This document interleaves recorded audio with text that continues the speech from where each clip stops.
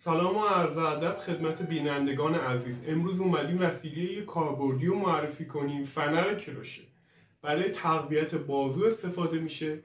با خم کردن این فنر در جهت‌های مختلف میتونید بازوتون رو تقویت کنید، برای جلوی بازو و پشت بازو. از 20 کیلو تا 70 کیلو داره این فنر کروشه و حرکات بسیاری میشه باهاش انجام داد. این فنر رو این وسیله بسیار کاربردی هستش.